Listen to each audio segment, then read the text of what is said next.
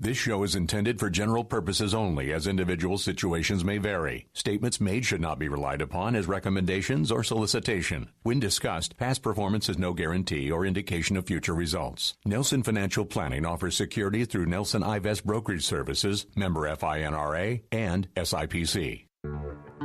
Good Sunday morning. This is Bud Hettinger. Next on News Radio 93.1 WFLA, the longest-running radio show in Central Florida, Dollars and Cents, with my good friend Joel Garris from Nelson Financial Planning. You can call him at the office this week at 407-629-6477 to schedule your free consultation to discuss your retirement plans, or you can talk to him right now at 407-916-5400. A little data always goes a long ways. Unfortunately, in the soundbite world that we live in today, often people just say whatever they feel like without any support or data to back it up. Heard that a lot this past week in the markets, whether it was about the interest rate, specifically the yield curve, or the dreaded R word, recession, on the horizon. Heard a lot of that this past week. We'll talk about that on the radio program, along with giving you some strategies for some things that you should be thinking about when it comes to your overall investment allocation. We shared a lot of those thoughts in an email to our clients on Thursday. We'll share them now with our radio listening audience on Sunday morning. And in the time period from when I woke up to when I pull into the studios, it like turned to night. I mean, literally, it was like, like a normal morning, light out. And if you're in the Maitland area, which is where we broadcast from, it's basically dark out. I feel like I'm doing the show at 9 o'clock at night rather than 9 o'clock in the morning. Anyway, we hope your morning is off to a good start. I would encourage use of an umbrella. So good morning, bring my umbrella. Now, welcome to the program, by the way. This is, of course, Dollars and Cents, where we help you make sense out of all of those different decisions that have anything and everything to do with your dollars. Central Florida's longest-running radio program started well over 30 years ago by my father-in-law, Jack Nelson, continued today by me, yours truly, of Joel. My name is Joel Garris, and during the course of the week, we're at the office of Nelson Financial Planning. But, of course, it's not during the week. It's Sunday. So that means we're sitting here in the Clear Channel studios. And yeah, I mean, it's like I feel like I'm doing the show at night. It's kind of weird. I've never done the show at night. It's all dark in here now. Anyway, bring the umbrella is the weather forecast. So let's talk a little bit about some of the actual data.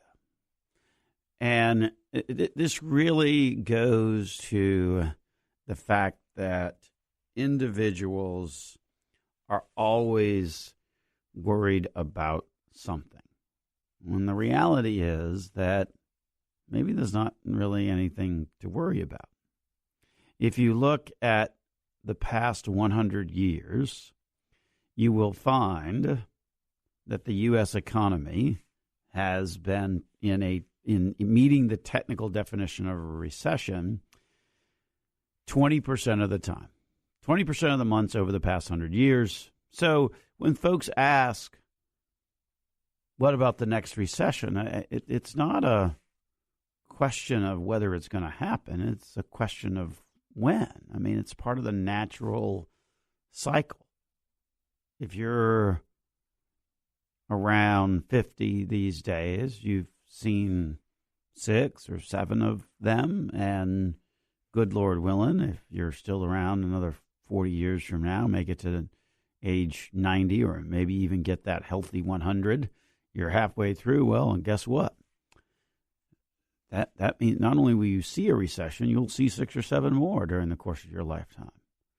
There's a normal ebb and flow to the cycle. So I'm always fascinated when people ask me, well, what about the fact that recession's coming? Well, it's always coming. I mean, we just don't know when. And there was certainly a lot of people this past week where we saw the market sort of undo its, the volatility out there in the markets is obviously quite high. Last week on the program, we were talking about the fact that the market was up 1,250 points for the week. Now, this past week, the market was down 1,150 points if you're looking at the Dow. So a lot of volatility in the market, a lot of people trying to make sense of it.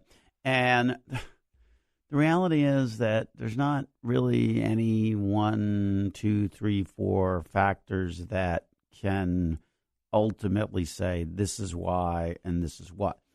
There's usually a couple of things in the headlines that seem to suggest why that volatility has peaked. And in our opinion, that is the trade conversation, and that is interest rates. Between the two, the interest rates is probably the bigger conversation. But it's funny because I forwarded an article to the staff on Wednesday, the 9 reasons why the market went down 800 points on Tuesday. And my comments were, if there's 9 reasons, guess what? Then nobody, as is the case, nobody can put their finger definitively on any one reason. So be careful as you hear all of this conversation out there. Also want to be careful of a lot of the terms and the concepts that get thrown around. And so I thought it only appropriate to kind of talk about something that we've started to hear a lot this past week in the media. It's a pretty technical investment concept. So we're gonna. So it's not something necessarily we've talked a lot about over the years. I'm sure over the years we've hit the topic, but it's the yield curve.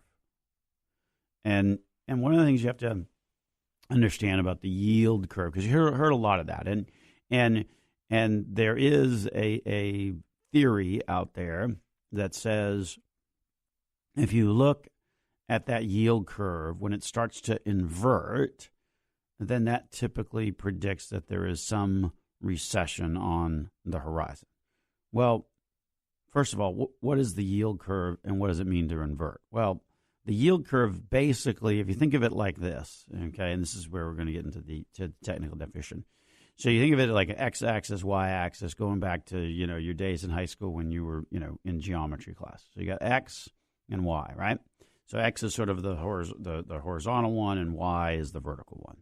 So along the x-axis is the years to maturity of the particular treasury, right? So treasuries will typically go 2 years, 3 years, 5 years, 10 years. It used to be a 30. They sometimes bring that back and sometimes use that. But basically those are the length of periods of time where the loan that you're giving to the government, because after all, when you invest in a treasury bond, that is what you're doing. You're giving a loan to the government. They agree to pay you interest, and then at that date of maturity, they agree to pay you that principal sum face of the bond. That's how a bond works. So if you think of the yield curve, the x-axis, that horizontal axis, is going to be the years, okay, 2, 3, 5, 10. And then the y-axis is going to be the yield, okay? So if you're thinking of it graphically, I've got the yield and I've got the maturities out. So an inverted yield, normally the yield curve looks like sort of what you would expect if you stop and think about it. If it's a loan that's only 2 years, right, versus a loan that's, say, 10 years, which one do you think is going to pay a traditionally higher interest rate? Well, of course, the loan that has to be on the books for a longer period of time is going to pay a higher interest rate, right? Versus the loan that's a shorter period of time is going to be a lower interest rate because there's less risk, less time horizon, less risk, right? So normally the yield curve, okay, sort of just kind of looks like, I'm trying to describe. I'm giving a hand signal here in the studio to describe it, which is no way you can see that. It sort of looks like a gradual uphill type of graph. Okay, that ends at the peak because obviously at the highest level of maturity, it doesn't all of a sudden reverse back down. It's like the front half, the leading edge. There it is, the leading edge of a hill. Okay, so it starts up and then eventually peaks. So that's traditionally what the yield curve looks like. Now, when it quote unquote inverts, that means that the interest rate paid by the shorter term time horizons, the shorter term maturities on the bonds, in fact, pay a higher interest rate than the bonds that have a further out maturity.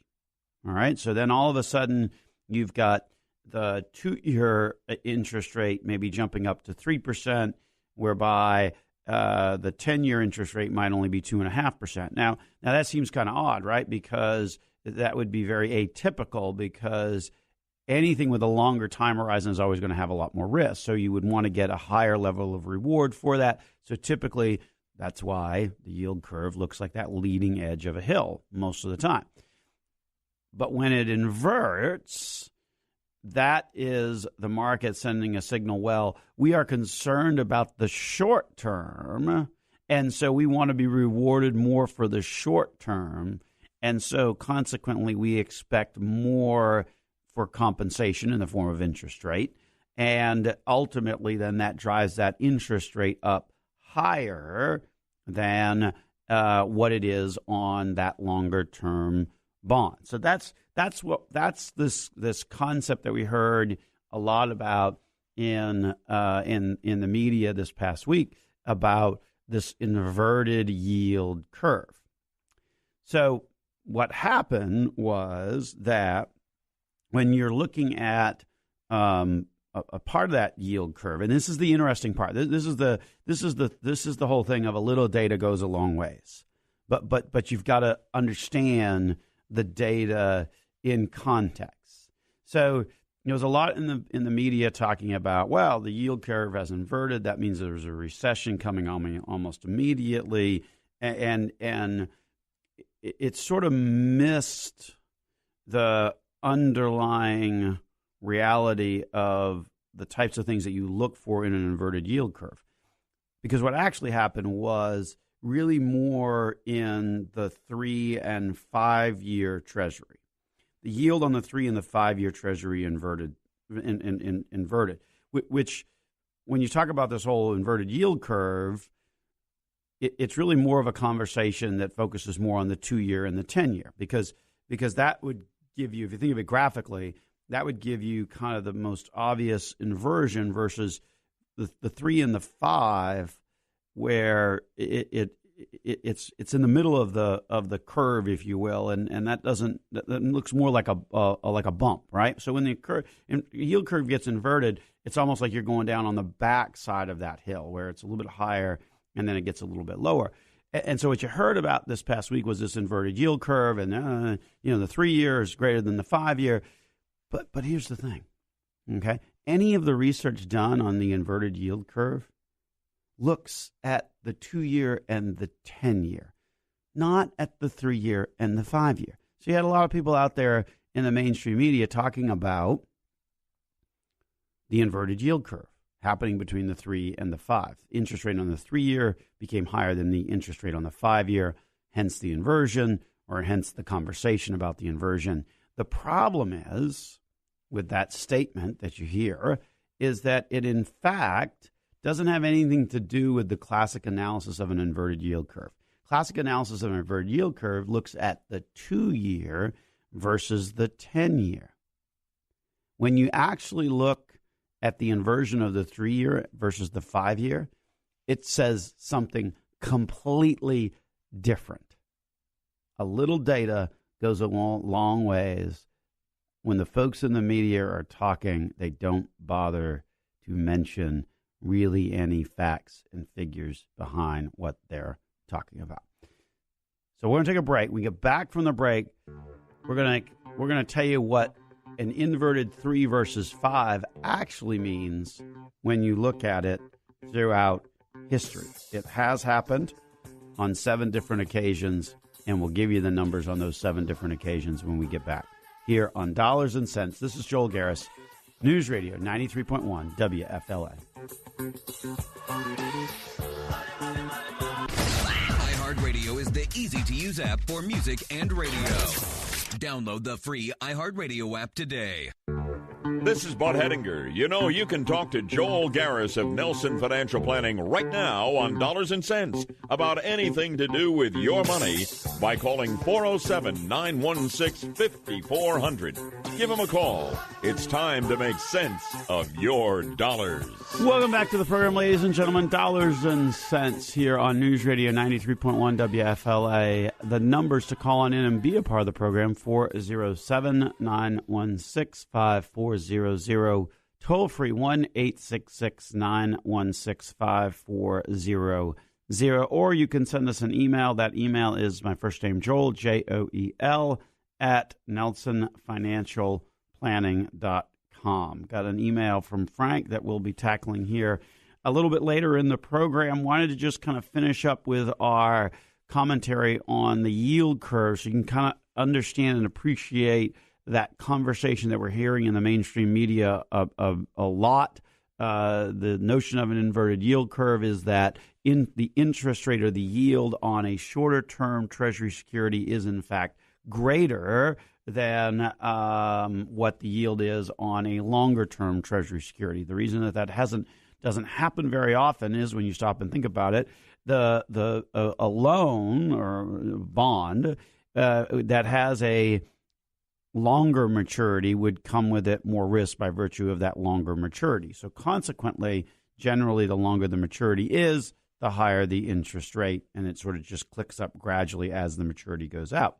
When it inverts, that means that something different has happened than the normal pattern. And typically, the analysis is on the 2-year versus the 10-year. But we heard a lot of people this week talking about it. The reality is that what happened was the 3-year became higher than the 5-year in terms of the Treasury yield. Well, okay, let's look at that. Let's look at what happens when that happens. There's been 7 times when that happens. And the reality is that you may be surprised to realize that the S&P 500 overall market, when that point happened, went on to gain on average 20% over the 24 months following such inversion. In fact, that inversion, historically, hasn't meant that the recession is around the corner. It simply means that it ultimately is around the corner because recessions are a normal part of the cycle, but the data suggests that it's further out than the next 6 to 12 months. The data, the historical precedent, suggests that it's more like 2 years out. So kind of an interesting analysis that we heard that isn't the true analysis that you would expect when it comes to an inverted yield curve. And so those are the kinds of things that you have to be aware of. And you have to there's no way to be aware of it unless you, of course, listen to this radio program because no one's talking about it because everybody talks in sound bites and, it's an inverted yield curve. And so that means that blah. Well, which parts are actually doing the inversion? And when you ask that question, then, in fact, you can perhaps come to a little bit different conclusion than the sky is falling, world's going to end mentality that you hear on the mainstream media. One other piece of data that one of the statistics I want to share with you to put it into perspective. Look, recessions are a normal part of the economic cycle. They are a normal part of being an investor. We're going to talk later in the program about some strategies that you want to be thinking about now to help navigate that. But at the end of the day, they are a normal part. If you're around 50, you've seen 6 or 7 already in your lifetime.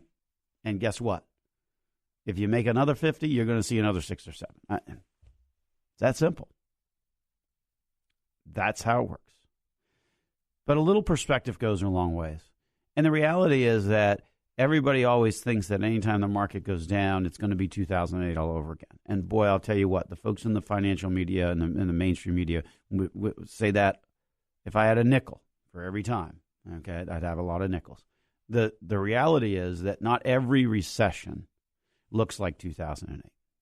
Not every recession looks like 2008. 2008 was a much more extreme recession. And in fact, if you go back 75 years, there really only have been sort of 3 of those more extreme periods of time where there's been a recessionary period and a subsequent market drop. So let's talk about those 3. 73, 74, right? That was an oil embargo. That was a tremendous amount of upheaval, predominantly with interest rates and oil. Now, 2001 would be the next one. That was a dot-com bubble. Okay, the internet stocks, the Y2K stuff, all created a very significant increase in the value of a particular asset class. Same thing in 2008. Asset class was real estate. So 3 of them in the past 75 years. Interestingly, 2 have happened in the past 20. So I think that's why everybody, most investors, and certainly the media have this issue with recency, right? We always kind of remember what happened most recent as the thing that's going to be more likely to happen. But when you take a step back and look at kind of the overall data over time, you realize that, in fact, there are certainly plenty of recessions that are quite mild. Here's an interesting piece of data that we saw this past week that really belittles the notion that the housing market it's now in a bubble, and that's going to be the issue that creates the next dramatic decline. Here's a little tip on a side note. Usually it's not the same thing. It's usually, though, some asset class that has increased dramatically that then gets unwound. As you look around at the landscape right now economically, it's hard to see an asset class that has exploded in value that everybody is talking about. These people that are referring and pointing their fingers at the real estate side of things, yeah, that's not exactly accurate. Here's the numbers. 2006, Americans took $320 billion out of their home equity in the form of cash-out refinances. 2006, people were borrowing money against their home, taking that cash out and doing whatever with it, spending it, home improvements, buying, whatever the case may be. But they pulled $320 billion of home equity out in the year 2006. Okay? Got that number, right? Because that obviously is what created a bubble that then burst in 2008. Any guesses as to what that number is so far this year? It's $15 billion. Stop and think about that. $320 billion versus $15 billion. I mean, the numbers aren't even close. So the next dingbat that gets on some radio or television or whatever and says, "Oh, it's the housing and the housing bubble and the the cash and the numbers tell you a very different story. $15 billion is nowhere near $320 billion. So when they talk about people getting equity out of their house and that's starting to, inflate, it's not even a 20th. It's 1/20th of the sum that happened in 2006. So be careful when we have these conversations. Much like that yield curve conversation, same thing is true on this on the real estate home equity side of things. That, in and of effect, is some pretty important data that I think is getting lost in the sound bites out there today. So a little perspective goes a long ways. Now, here's the reality. There's volatility in the market. You're concerned about your investments. You're concerned about your retirement. And you need some suggestions. And we're going to tackle that when we get back, right after this, here on Dollars and Cents This is Joel Garris of Nelson Financial Planning on News Radio 93.1 WFLA.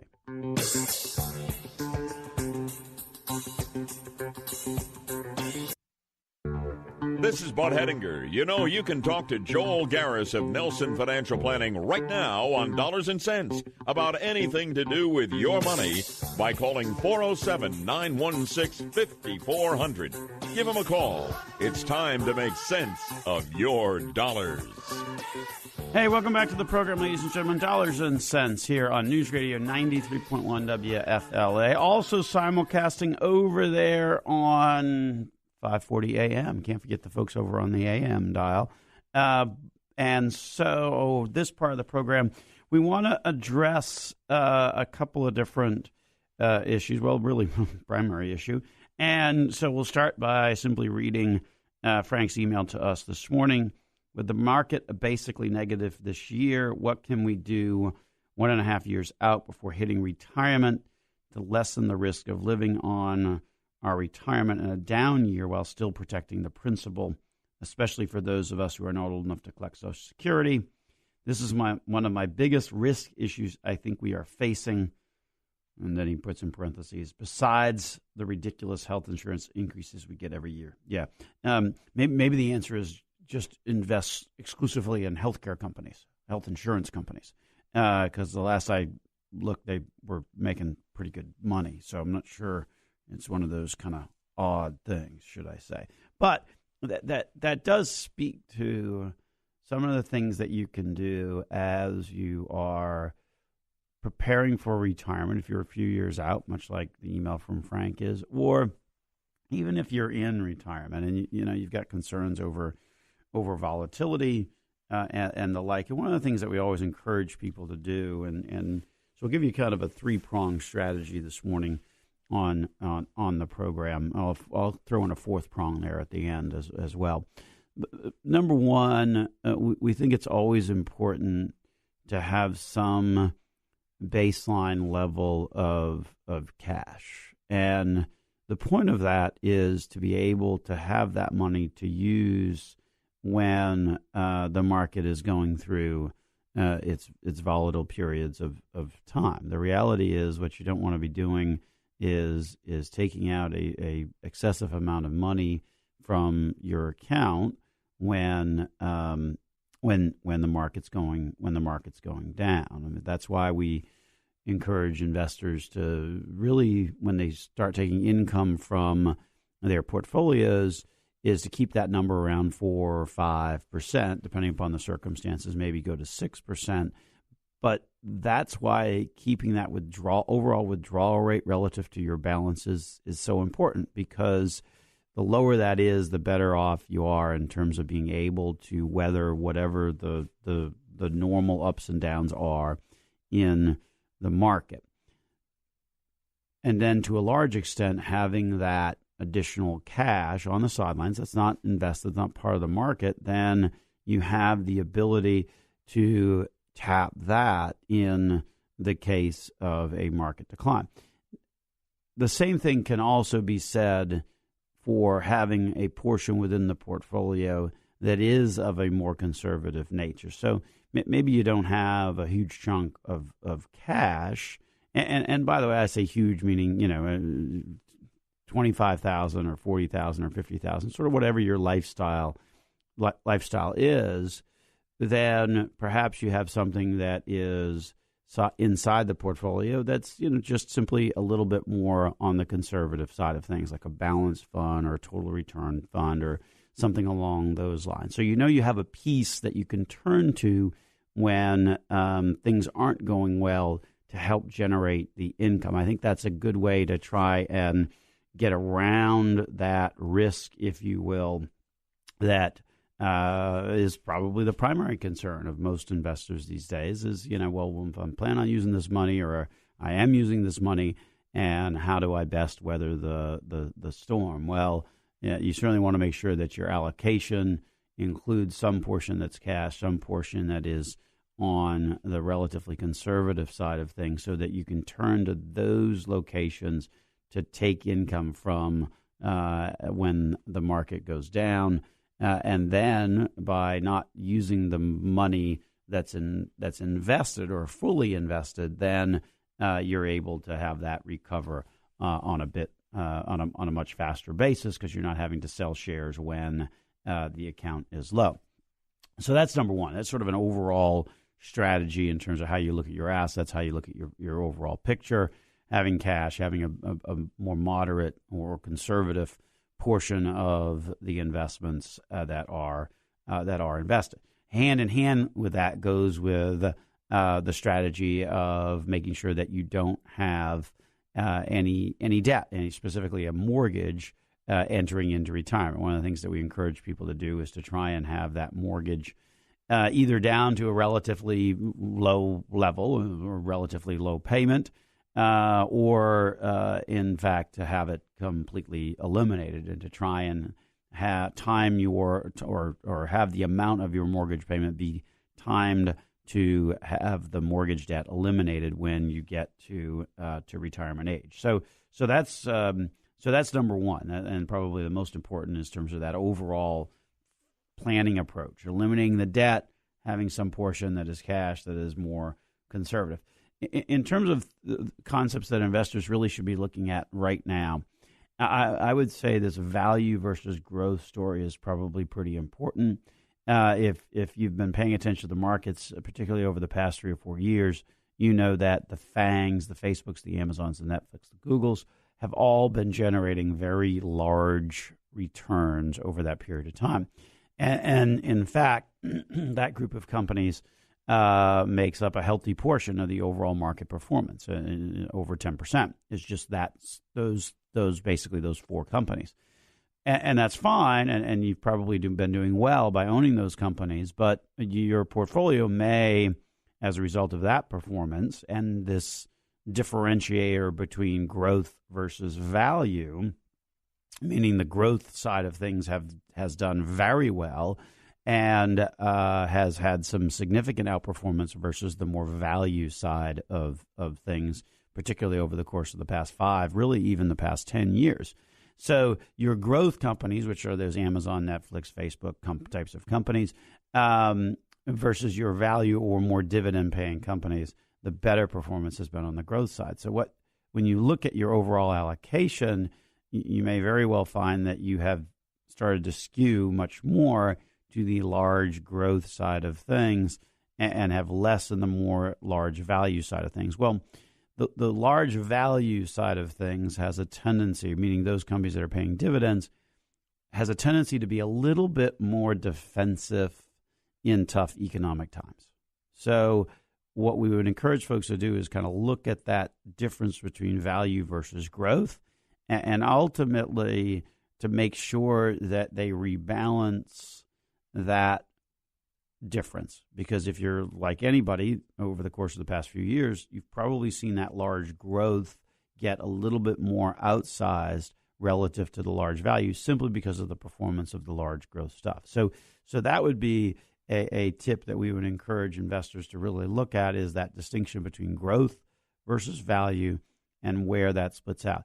Again, value stocks, dividend-paying stocks, have a tendency to be a little bit more defensive. Nothing perfect on that. Market goes down, you're going to see that certainly on the large dividend side of things as well, but generally a bit more on the defensive side of things rather than those more economically sensitive stocks like technology and the like. So important to have an understanding of the types of stocks that you own. So that's point number 2. We're going to take a break, and we'll come back to point number 3 and then finalize it with the latest research, courtesy of the folks at Fidelity, that underscores why my suggestions for today don't include selling it all and putting it in your mattress. That doesn't work. And we'll give you the latest study and how big those numbers are, looking back to what investors did in 2008. So stay tuned for all of that here on the program. This is Joel Garris of Nelson Financial Planning on Dollars and Cents on News Radio 93.1 WFLA. This is Bud Hettinger. You know, you can talk to Joel Garris of Nelson Financial Planning right now on Dollars and Cents about anything to do with your money by calling 407-916-5400. Give him a call. It's time to make sense of your dollars. Welcome back to the program, ladies and gentlemen. Dollars and Cents here on News Radio 93.1 WFLA, 540 AM over there on the AM dial, 540 AM. Talking a little bit about some of the things that you can do now, particularly with the market's volatility, looking ahead to that path to retirement, or maybe you're already in retirement. One of the couple of suggestions we gave earlier is, of course, just making sure the allocation has some portion that's more conservative, maybe even having a chunk, a year's worth of expenses and whatnot on the cash side of things, giving you the flexibility to use that and not have to use the investments if they are down in value. Similarly, to be mindful of your overall allocation among the different asset classes, value versus growth. The growth stuff has really been lighting it up over the course of the past several years. Value or dividend stuff, not really. And the issue there is that the value stuff has a tendency to be a little bit more defensive during tougher economic periods of time. And so you want to make sure that your portfolio has not gotten sort of out of whack or out of balance in terms of the growth versus the value side of things. If you haven't rebalanced, the growth stuff because of its performance over the past few years has certainly been a big improvement over the value side of things. But you don't want to get too caught up on that. You want to make sure that you take this opportunity to kind of rebalance back to that more dividend-paying side of things. And similarly, another asset class that has not been performing very well, and in fact, we've had the longest period of time of relative outperformance of the U.S. versus the non-U.S. Okay, that has been the longest period of time between the U.S. and the non-U.S. Stocks in history. So similarly, just like perhaps that growth side has gotten a larger portion of your overall portfolio, and you need to rebalance that more to the value side of things. Then the reality is that if you look at this international side of things, because of that relative outperformance of the U.S. versus the non-U.S., you may find that your international piece has shrunk relative to the overall portfolio. So we encourage folks to look at that. If, say, for example, it's under 20%, you may want to think about getting that up to around 25%. That, or maybe 30. 30 might be a little high, but somewhere between that 25 and 30. Okay, if it's below the 20%, that's the kind of reallocation or rebalancing that we would encourage folks to do. The reality is, when you actually start to look at some of the valuations or the price earnings ratio, some of those more traditional metrics that you use for looking at stocks, you'll find that there's a whole lot more savings outside the U.S. in terms of relative value of companies than what you see here in the U.S. I mean, the P/E ratio here in the U.S. is around 15.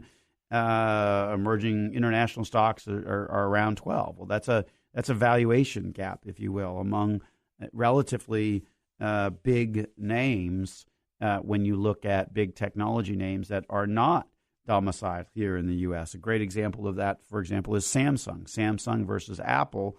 Samsung only trades at about 6 times earnings. That's a significant valuation or a significant value play, if you will, versus a company like Apple, which obviously trades at a much larger. So that goes back to that whole concept of what has done well in the past is great.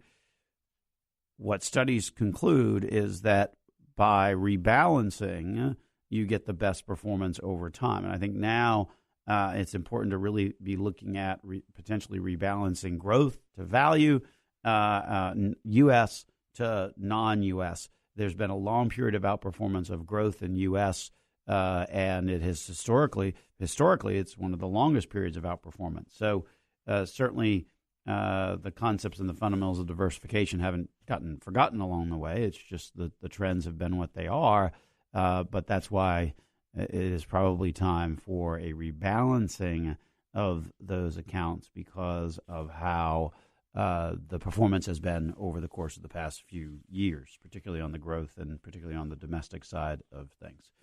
The fourth takeaway on the program this morning is very simply, you don't want to throw the towel in.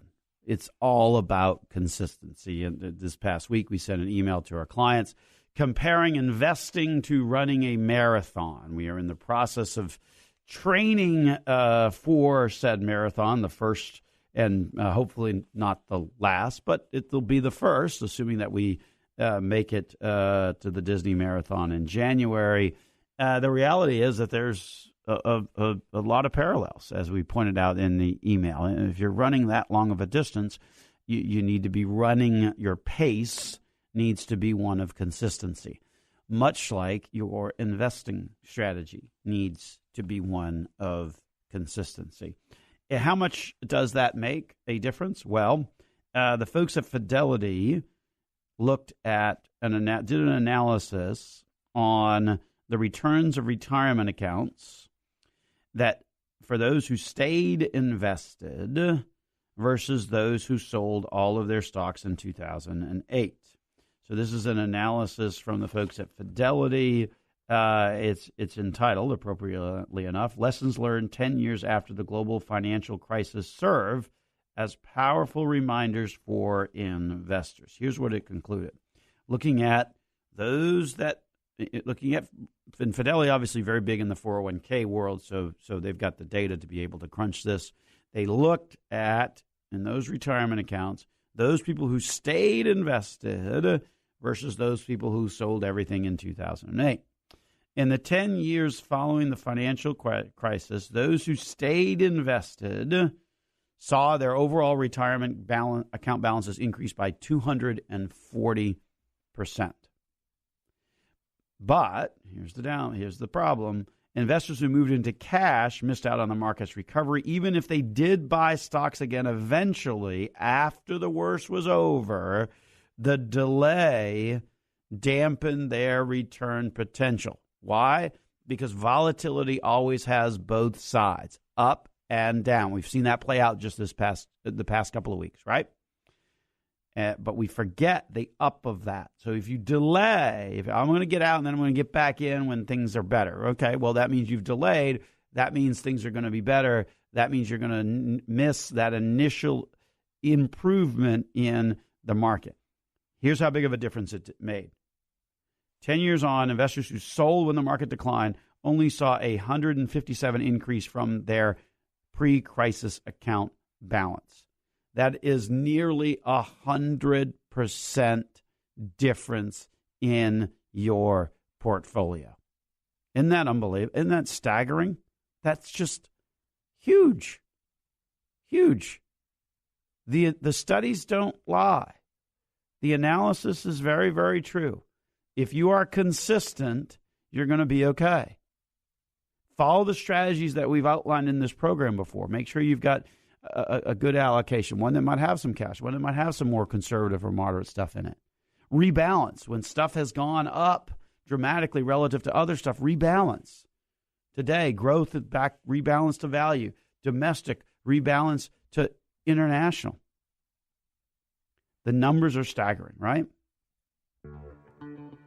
Those who stayed invested saw an increase from their pre-crisis account balances of 240%. Those who did not got out, waited, I'm going to get 157%. If you don't think having a 100% difference in your account balances is important in retirement, you're crazy. It's crucially important. Makes the difference between a highly enjoyable retirement and a subsistence retirement. So numbers to certainly think about. Thank you all for joining us on the program. Hope you enjoyed it. Hopefully you got something out of it, particularly in light of all the craziness out there in the mainstream media. We'll be back next week, as we are each and every week here on the program. You've been listening to Dollars and Cents with Joel Garris of Nelson Financial Planning here on News Radio 93.1 WFLA. Fees, commissions, expenses, investment costs come in all shapes and sizes. Do you know how much your investments are really costing you? At Nelson Financial Planning, we believe that costs should be a major consideration in your financial plan. After all, the lower your costs are, the more you get to financialplanning.com or call us today at 407-629-6477 to set up a personal conversation to review your investment costs. That's NelsonFinancialPlanning.com or 407-629-6477 to set up that conversation. A-plus Better Business Bureau accredited. Nelson Financial Planning offers securities through Nelson Ivest Brokerage Services. Member SIPC and FINRA. Listen to Joel Garris on Dollars and Cents every Sunday at 9 a.m. on News Radio 93.1 WFLA. This show is intended for general purposes only, as individual situations may vary. Statements made should not be relied upon as recommendations or solicitation. When discussed, past performance is no guarantee or indication of future results. Nelson Financial Planning offers securities through Nelson Ivest Brokerage Services, member FINRA, and SIPC.